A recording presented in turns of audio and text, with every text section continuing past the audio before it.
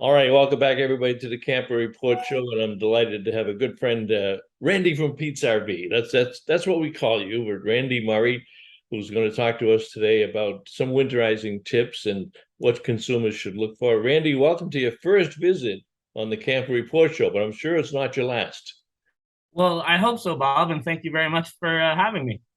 So tell us a little bit about Pete's RV in general, because we're introducing a new dealership to a lot of people. You're a major dealer on the East Coast. Tell us about the dealership and your role that you play on the service side.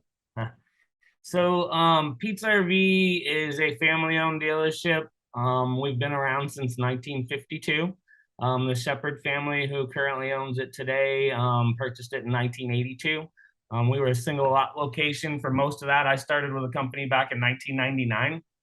I was a technician in the shop, and I can't remember exactly when, but the boys bought it. The guys I grew up with bought it from the dads, so second generation, and they've really taken it to the next level. We're at 9 locations now, stemming from the flagship in Burlington, Vermont, as you mentioned, and over to Cherville, Indiana. So we were taking care of some West Coast stuff from that location, Connecticut. So we're right outside of Hartford, Connecticut. Where I'm sitting currently, I'm just south of Boston, Massachusetts, and Plainville, Massachusetts. So we have a location there. We have 2 locations out in Pennsylvania, right outside of Lancaster and Mountville, Pennsylvania. And then we're down south, right on the Delaware border with Keystone RV. We've got South Carolina, so just outside of Charleston, South Carolina, we have a Jayco store there where we do a lot of business with Jayco.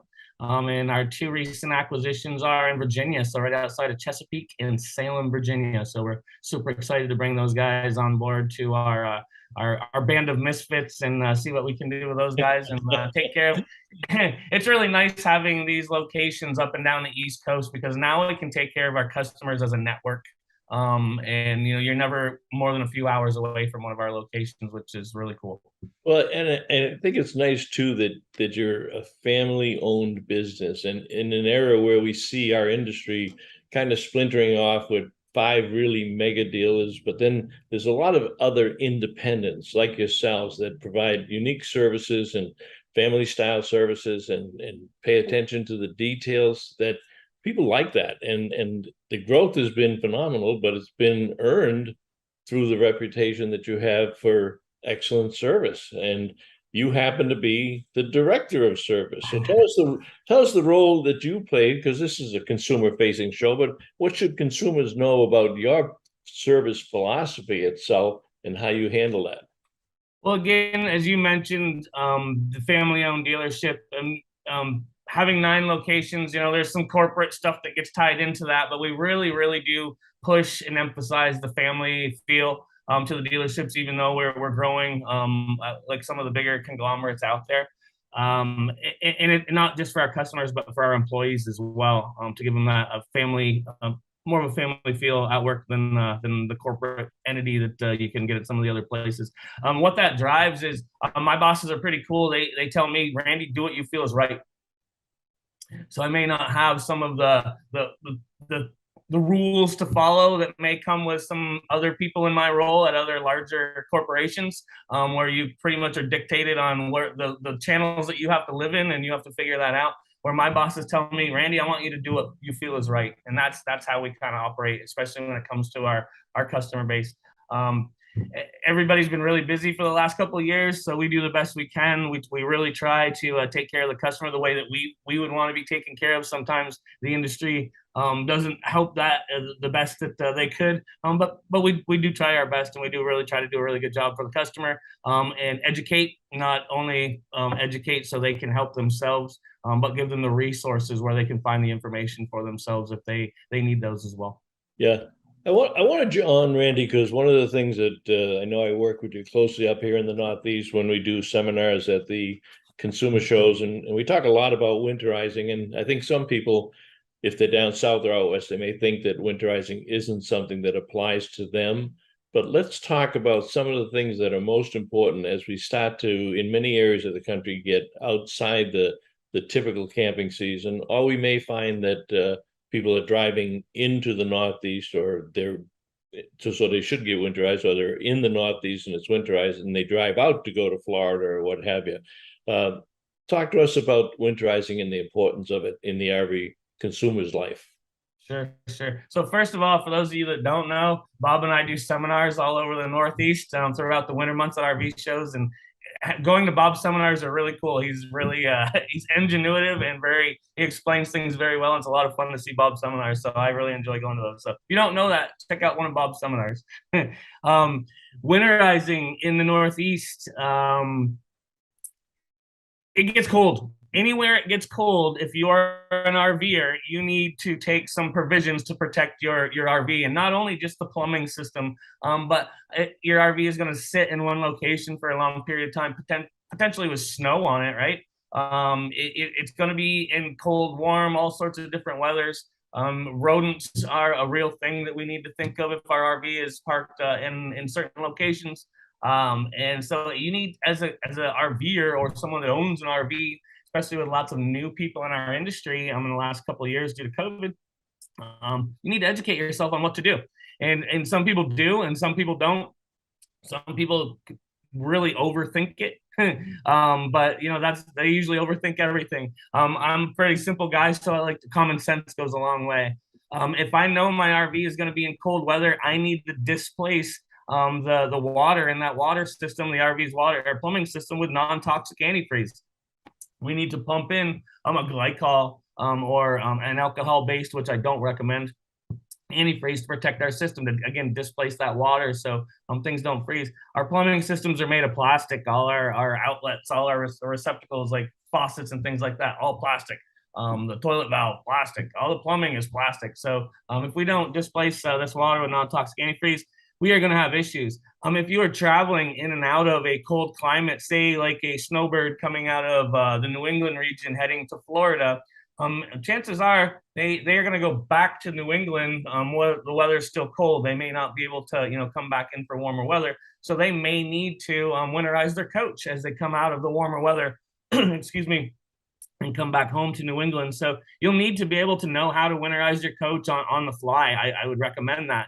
If you own a coach or you don't have the capabilities, or maybe you're just not mechanically inclined. I know, Bob, you joke about that once in a while. Maybe make sure you have somebody in line to go to, a guy like me along the way. Our stores all the way down to South Carolina, in Virginia, I have antifreeze at every one of those stores. It does get a little bit cold there, and we want to make sure that we can winterize on the fly if we have to. So make sure you know where you're going. Keep an eye on the temperature. You may get lucky.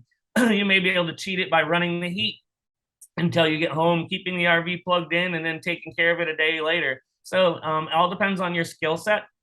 But knowledge is everything, because if you don't know what is coming ahead, or you don't know what you need to do, then you can't make the determinations on how you're going to do so, right?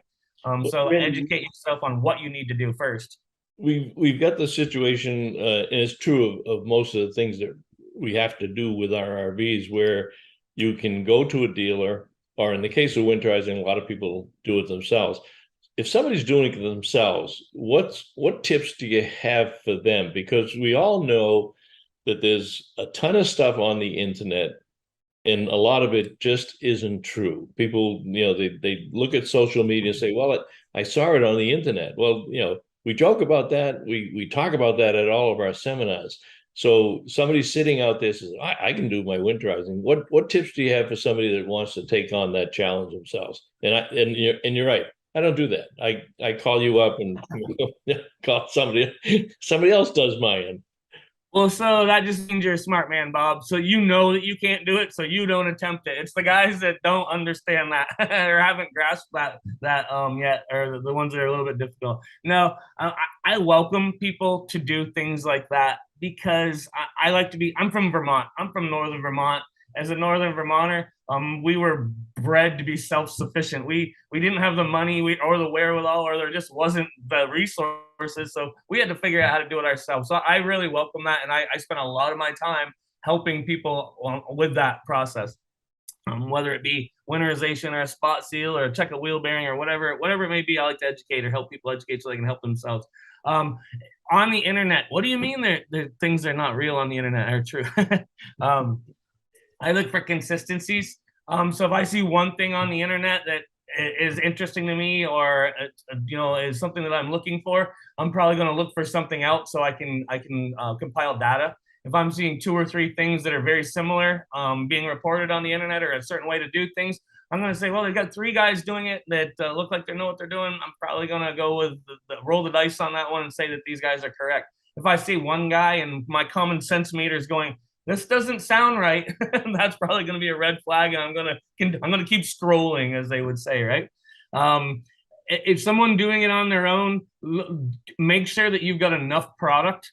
Most systems can be done with a small amount of product, i.e., a couple gallons, 2 to 3 gallons. But if you're new to it, or you're not sure, make sure that you've educated yourself on how much product you need, i.e., antifreeze, because in the middle of the job, if you run out and it's not readily available, then that's going to slow down your process and maybe hinder you. If you don't get right back to it, you may miss something because you've not completed the process fluidly. So enough product would be a big deal there. Speaking about that, and the plus side of that is, fortunately, there are things on the internet that are very real from experts who know what they're doing. And you have a YouTube channel that now is up 6 or 7 million views, because you often get questions at your seminars. Well, this was great, but that may be the first time that they've met you. And then you have put a lot of videos. Talk about the importance of your videos on the YouTube channel as an extension of your relationship with your customers and people who might not know who Pete's RV is. Sure. So it blows my mind. Many years ago, 2001-ish, I think, we got a gentleman come up to me, a new marketing guy, and his name was Phil Leclerc, and he's like, Randy, let's shoot a video. And we like, what are we gonna shoot it on? And he's like, I don't know, let's just make it up. So we did. and YouTube had just come out, and we started posting this stuff, and it really blew up into something that we couldn't imagine. And what it was it was not only people that we were sending there because of the relationship with me or Pete's RV, but it was people looking for answers to questions about RVing. And most of the videos that we would make, we kind of, the thought process we put into them was, what are some of the questions am I taking at the service counter? What are people calling in and asking how to do or what to do? Those are the questions that we want to answer. And YouTube is morphed into more where people don't go to the owner's manual anymore. Like, they'll buy something brand new, and it comes with an owner's manual. It comes with a QR code or something that you can go to. No one looks at that anymore at all. They immediately go to YouTube and look for a guy like me to tell them how to do it, or they're calling the place they bought it from and expecting someone behind a counter to relay them on how to do it. They won't open an owner's manual, and I find that kind of amusing, but it's reality. So now, as someone that wants to educate, this YouTube channel is awesome. And what we'll do is we will direct people there for good information. And the wonderful thing about YouTube is everybody knows it's used it. You can start and stop it. You can replay over and over. You can rewind so you can see what someone's doing. So there's a lot of value to that, where it's really hard to do that when I'm on the phone with you trying to tell you step-by-step process. You have a visual, and you can start and stop, and you have both hands available to you. So I don't want to say we've capitalized on it, but we started doing things that really were important to people that we didn't even realize how important that was, and we like providing that information. So we're utilizing YouTube just like the people that are going to it to provide information. Sure. We're running short on time. Got a couple minutes left. Yeah. But so let's do a lightning round, if you will, because a couple of things that are important to consumers is, do they cover it or not cover their RV?